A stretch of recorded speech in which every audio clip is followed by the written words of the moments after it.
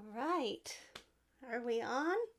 I'm starting things a few minutes early here just to make sure that everything's sort of working. So while people are maybe jumping on, I'm just gonna play a tune for you. I'm gonna start with a tune that was written by Jerry Smith, a wonderful Ontario fiddler and composer.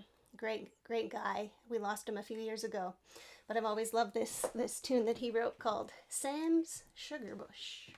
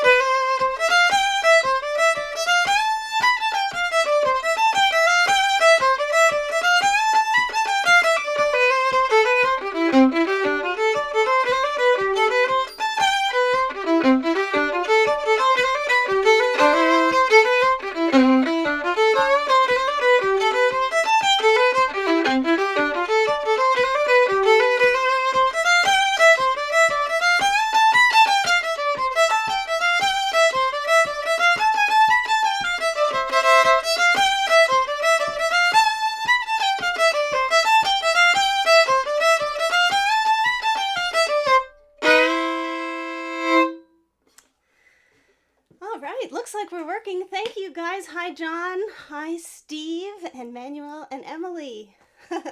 We're not meeting at an airport this time.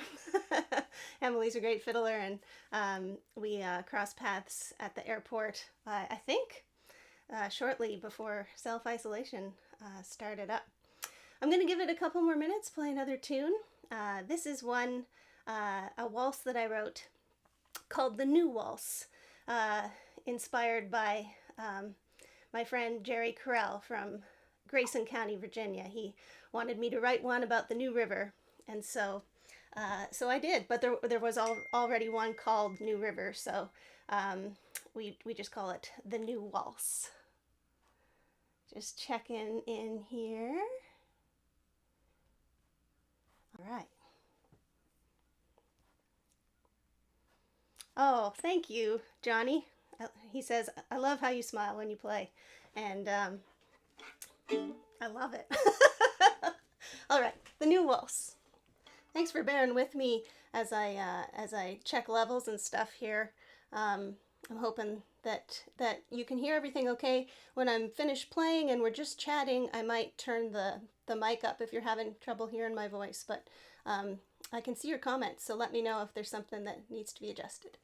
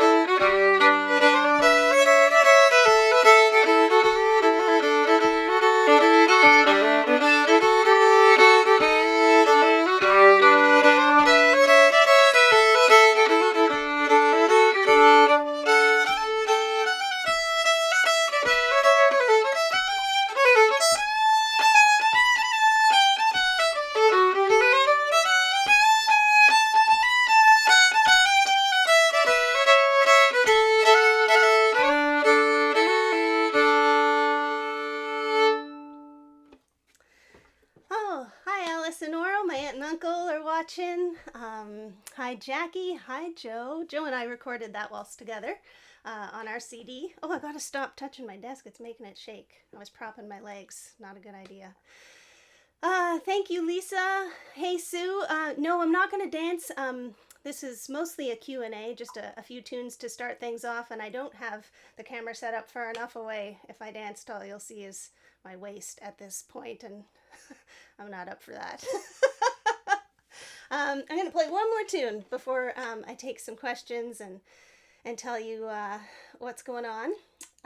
This is a tune that I wrote for my upcoming children's album, which I'm really excited about. It's going to come out July 24th. Just decided that. Haven't even posted about it yet. And all the tunes and songs have words, including this one, but I'm just going to play the tune part for you.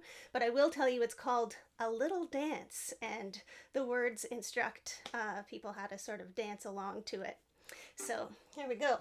Hey, Ned. Hey, Tori. Oh, Carol and Andy, Teresa. Oh, wonderful. Thanks, guys, for tuning in. All right, so a little dance.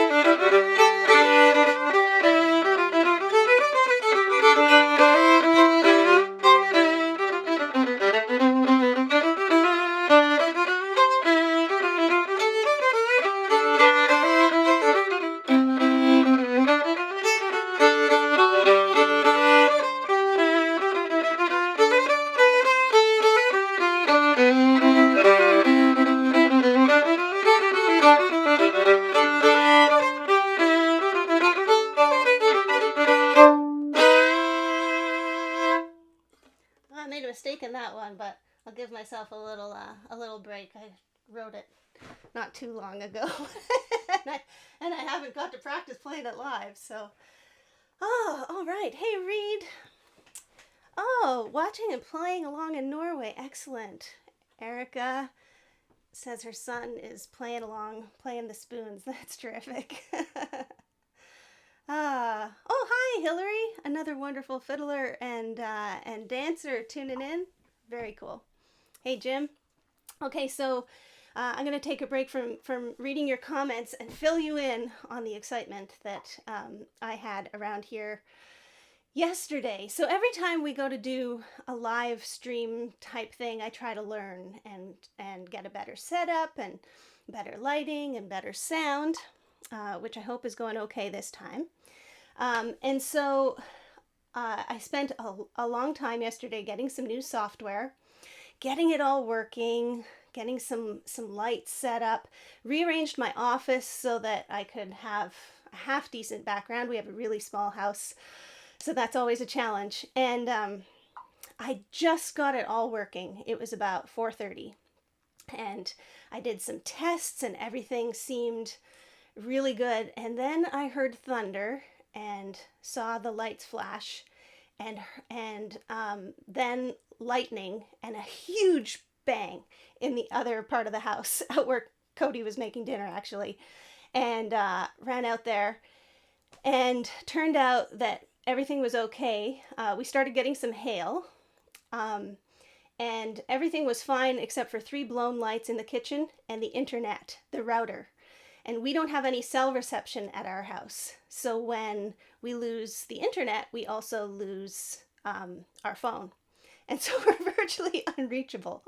And I was like, oh no, the live stream. And so we drove till we could get cell reception, and I hopped online and I did a little test doing it from the car. And I was pretty sure that I was probably going to have to do this from the parking lot in the car this morning, which I was game for, tested it, didn't have my nice setup, but I was going to go with it. And we called AT&T at the same time. And they showed up this morning and got the router replaced and did a bunch of tests and climbed up on a ladder, and they were great. And so, yeah, all of that to say that it seemed very uncertain for a while, but it all worked out. And thank you for tuning in.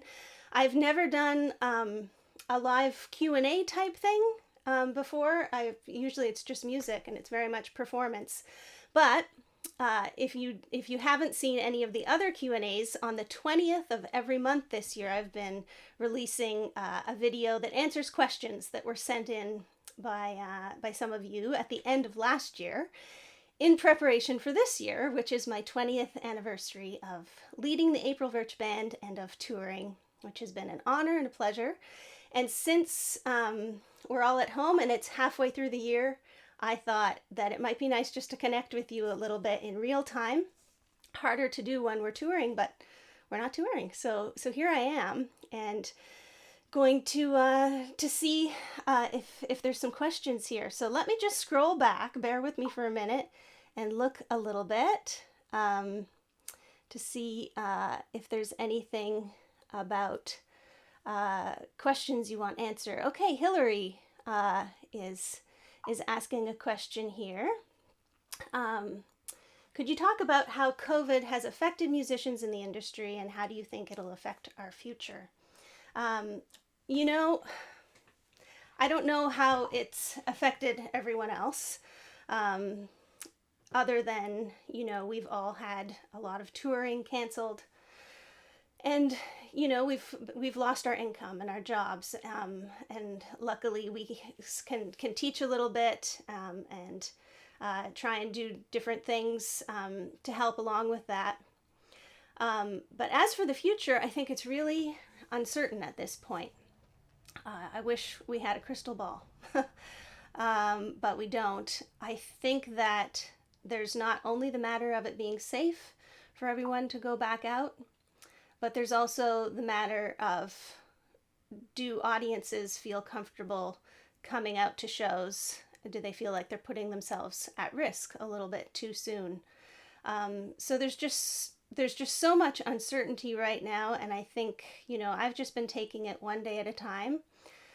I sometimes wonder if we'll ever get back to the same amount of touring. I worry about the venues still being there. A lot of them have taken a really hard hit, and I worry about the other people in the industry, not just the musicians, but the agents and managers and labels. Everyone's going to have some adjusting to do, and it's going to take a while, and I don't know how it'll work out, but I do know that it will work out in some way. Some people might choose to find a different way of going about it. When all is said and done, some people might find that they can't continue. I think it will definitely affect us all in our own way, and that we're going to have to think really hard about how we can see our way through it personally. Yeah, that's a great question, and I haven't said anything there that you haven't already thought or that you don't know, but it's comforting that we're all in this together, that we can chat about it, and that we have technology at this point where we can still connect and Zoom and do live events. Yeah, I think that's been really helpful for me. So thanks, Hillary. Steve asked, how are you guys surviving? Hey, Steve. We're doing okay. I think at times like this, it's easy to get a little bit overwhelmed, but it's also important to stop and think what it's like for other people.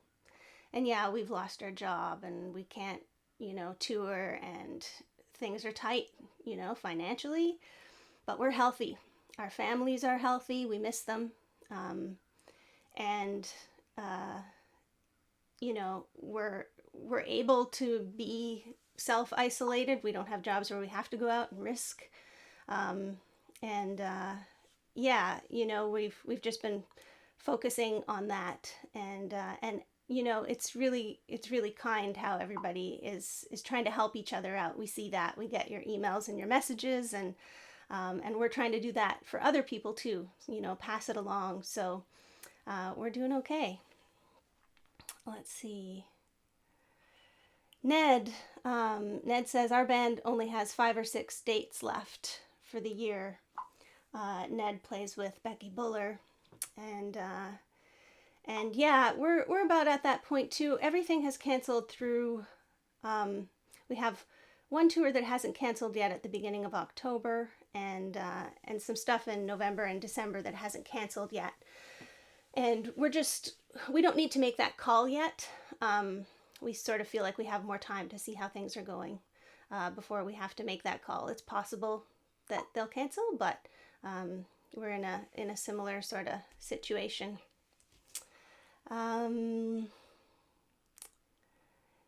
Rita Shader, who is someone that goes to the same church as me and is just started step dancing lessons a couple weeks ago. Hi, Rita.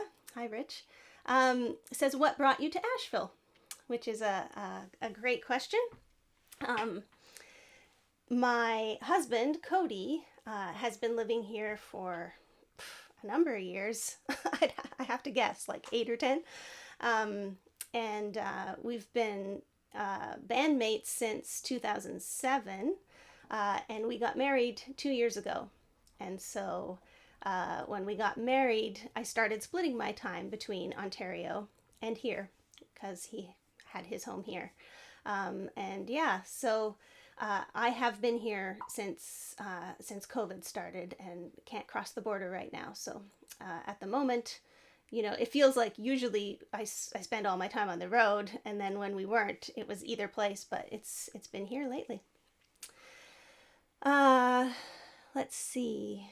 Maria, there are no easy answers. That's true. Yeah, that's life. Josh says we will persevere. That's just it. We definitely will.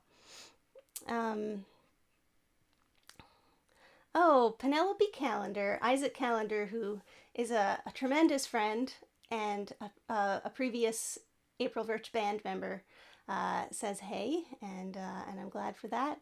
I think I'm sort of caught up with some of your questions. If you have other questions, feel free to type them in there.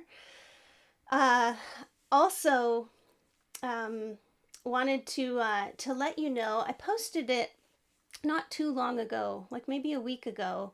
I mentioned the children's album, and I'm looking for some artwork to include in the liner notes. It can be by children or adults.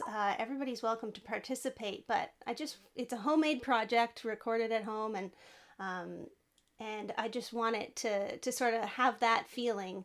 And I posted it on a Friday, so I'm not sure how many people seen it, but I've only had one submission so far, and it's an excellent submission. I'm very excited about it, but I would love to have more. And so aprilvirch.com is my website, and it has the details of what I'm looking for. So if you're feeling artsy, you need a weekend project, there's about another week left. Do you think you will team up with venues to put on virtual shows? Yeah, I think so. It's already happening. One of the live streams that we did a few weeks ago was for the Lead Center from Lincoln, Nebraska. I think that venues that we can eventually play live at might also start streaming it, so that the members of their audience that would normally come that feel like they're at risk have the option of buying a ticket but watching from home. So I think streaming is definitely a viable option going forward. I will say that streaming, it's such a wonderful opportunity, but there's so much of it. I sort of, myself, I compare it to like when we play a gig in a little town and everyone's excited that something's come to town, live music, let's all go to the community hall, and it's a packed hall. And then the next night, you play in a huge city like New York City, and there's so much to choose from, and it's harder to get people out. I feel like since COVID started, live streaming feels like being in the hugest city. And so even though it's a great opportunity and a way to go forward, there's just a lot of it out there. Yeah. Can you mention any online groups or organizations where we can donate to help support musicians? Do you have a link to a personal virtual tip jar? George. Thanks, George. There are a lot of organizations out there that are helping musicians. One that I received some support from is Music Cares. They're associated with the Grammy Awards. So it's Music Cares, all one word, if you Google it. And they're trying to provide help to as many people as they can. There's also been a number of other ones that, like fundraisers that sort of come and go by different organizations. But that one is ongoing, one that I know of for sure. I have over at my website, which is aprilvirch.com, there's a store page to click on. And at the top of the store page, I have a link where I can receive money. It's kind of you to ask. And of course, there's different things on the store too that really help us out. Buying a CD or a piece of merch that you don't have. But it's really cool that everybody's just doing what they can to help out. Hi, Riel. Oh, Riel Obasho. Wonderful fiddle player. So many great musicians that I'm seeing in the comments here. My neighbor Susan, who's about 50 steps away in her own self-isolation. Hi, Susan. Hi, buddy. Ned says, I sure miss playing for live people. Yeah, me too. Like that's what's great about this. I have to say, as my first time doing this, where I'm able to read your comments and I feel like we're connecting. Whereas when we do a performance, and things are set up far away, especially for us, like if I'm going to dance, then the laptop or the phone has to be at quite a distance, and it's hard to play and read comments at the same time, and it feels very like we know you're there, but it's hard. So this has been cool, and one thing that I might do in the future is sort of play a few and then come in close and try and do that a little bit, because I'm enjoying this, and thanks again for being here. Dave, I've always struggled with what to buy as presents for all the kids in our lives. Thanks for solving all my dilemmas. Oh, you are so welcome. You are so welcome. I'm glad I can contribute. Putting the children's album together has been really fun. It somehow seems a little more lighthearted. I put less pressure on myself. And I discovered in writing the songs that really I'm still 10, maybe 12 at heart. Joshua Houghton. Oh, nice fish in your picture. Totally random, but can you tell us about your fiddle? How it came to you? What is it? History? What do you love about it? Anything you wish were different? Ooh, nice question. So, my fiddle, I should start with the backstory maybe. So I've only had 2 full-sized fiddles. The first I got when I was 12, when I was ready to graduate to that size. And it was an old instrument made in 1890, I believe. I might be wrong about that. It's a while since I looked at the label and thought about it. It was made by Robert Gleer, and a wonderful German instrument, and I loved it. Still do, but like so much so that whenever I played another fiddle, I just wasn't impressed. Like I think a lot of it had to do with, I grew up on that fiddle. Like, like I came into my own style playing that instrument. I knew exactly how to control it and make it do what I wanted. And so it was astonishing to all of the people close to me in my life that I went to have the fingerboard planed on the Glier, but we were recording and practicing at the same time. And I took it to a luthier in Black Mountain, North Carolina, which isn't too far from Asheville, 45 minutes or so. And her name, the luthier's name, is Kate or Catherine Rickenbacker. You can look up her website, Rickenbacker Violins. And I took it to her and I said, do you have a loaner fiddle that I could take? Because I really need to keep playing while you've got my fiddle. And she gave me one that she had made. This one right here that I held up. And I took it home and started practicing on it. And I called her that same night, about 5 hours later, and said, is it for sale? And then called my dad to say I was buying a new fiddle. And he was like, what? Couldn't believe it. And so my fiddle's name is Orville because, and Kate knows this, she's okay with it, she's down. My dad could never remember her last name, Rickenbacker, but he always thought that it was Redenbacher. And so he started calling my fiddle Orville, and it stuck. That's a cool question. Jackie says, if music had not been your career, what other career option would you have taken? And I really don't know that. I decided when I was about 10 that I wanted to play music full time, and I just started working towards it and never really stopped to think about, oh, what if it doesn't work? Until maybe the last month. And I have thought about that a lot. Like, what else could I do? What else will I do? And I haven't come to any conclusions yet, but I feel like if it comes to that, which I kind of have accepted that it might, that I believe that I'll just feel another calling, and so yeah, I'll wait and see with that.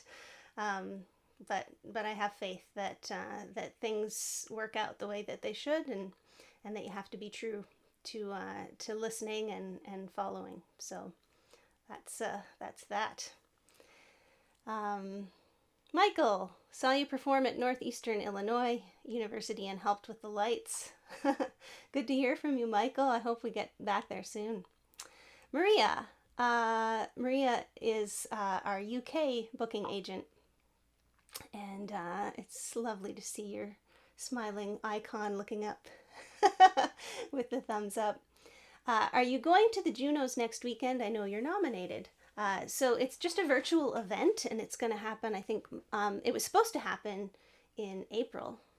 And they just announced a few days ago that it will now be announced on June 29th, which is a Monday night, and it's a live event. Everyone can watch it. And yeah, I plan on watching it. Yeah, I have to decide if I'm going to like pretend I'm going and get all dressed up. Probably not, because I tend not to really do that. If Susan and Buddy, my neighbors, are still watching, they're like, oh, look, April actually did her hair today. Because usually I'm walking by their house to go to the mailbox with my hair in a ponytail and sweatpants on.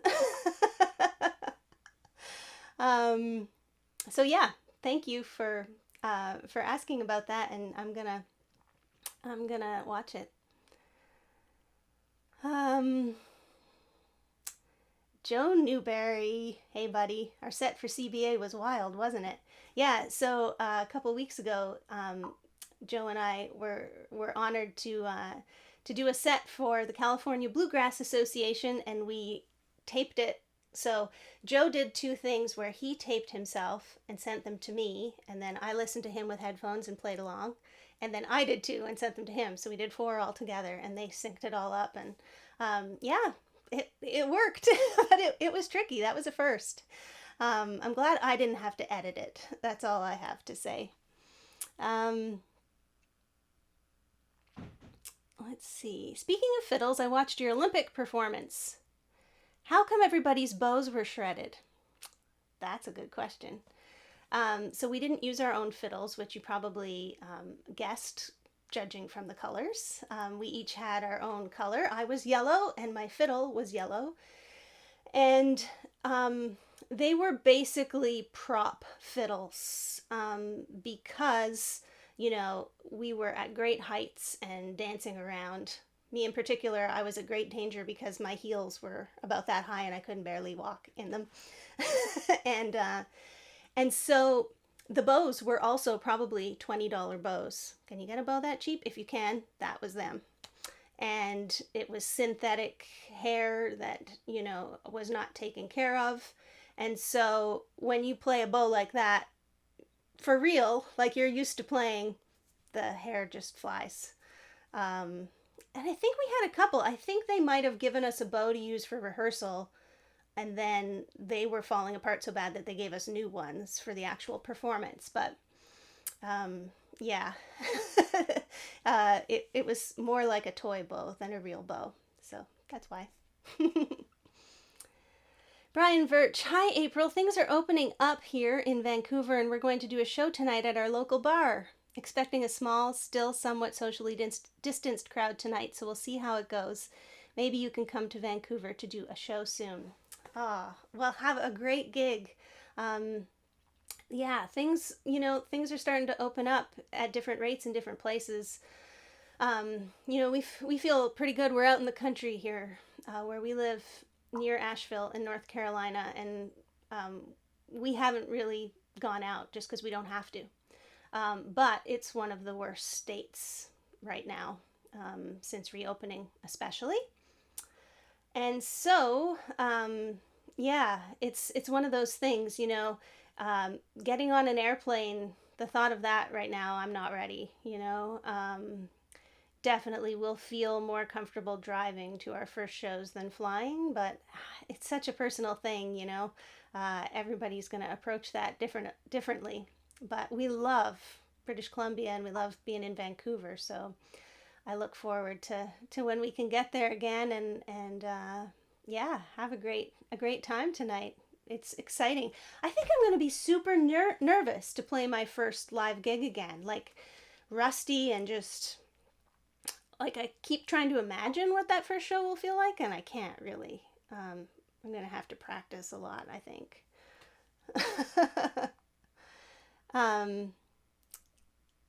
Oh, you're welcome, Jackie. My pleasure. Steve, do you have any fear of performing live?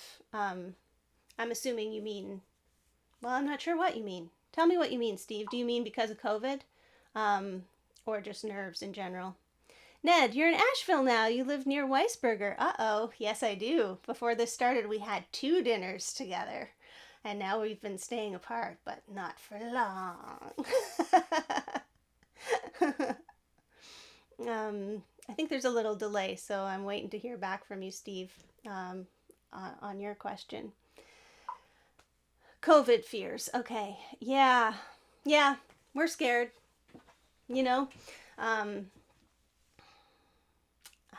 don't know what to say. I think I'm more scared, and Cody is too, than most of the people that we know.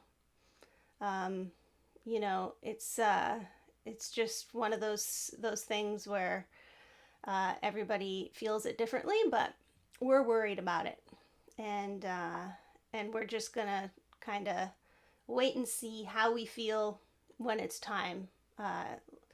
Most of the calls to cancel shows haven't been ours. They've canceled because the venues were closed, that kind of thing, and because of state or provincial laws.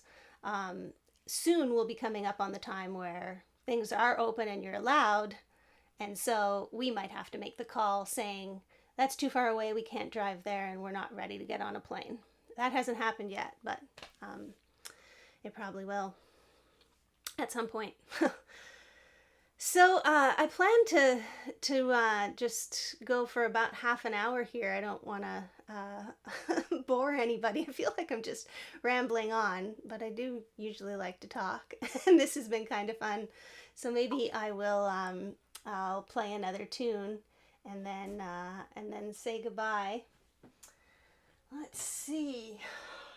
I hadn't thought of any others. maybe I'll play, my dad always likes to hear Grizzly Bear. I don't know if he's watching right now. When my dad used to play Ward Allen's record, it had this tune, Grizzly Bear, on it, and somebody on the record made like a fake growling sound, and my dad likes to tell me, I don't remember this, but I almost do because he tells me that when I was really little, like 3 years old, I used to go and hide and run under the table when the growl came on. So a little bit of Grizzly Bear.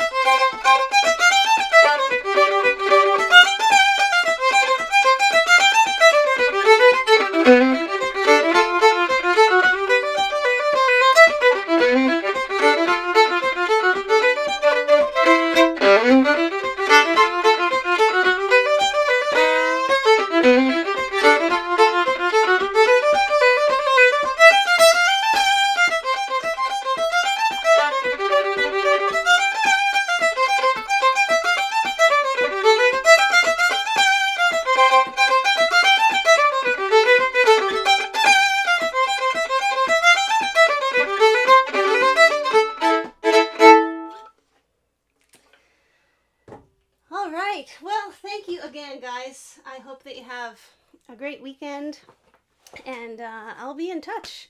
Maybe I'll do another one of these next month. Let me know if you think that would be a good idea, but I've enjoyed it, and I appreciate your comments. I'll go back and read the ones that I missed along the way, trying to keep up, but I appreciate your support as always, and stay safe. Wishing you all the best until we talk again. All right. Bye for now.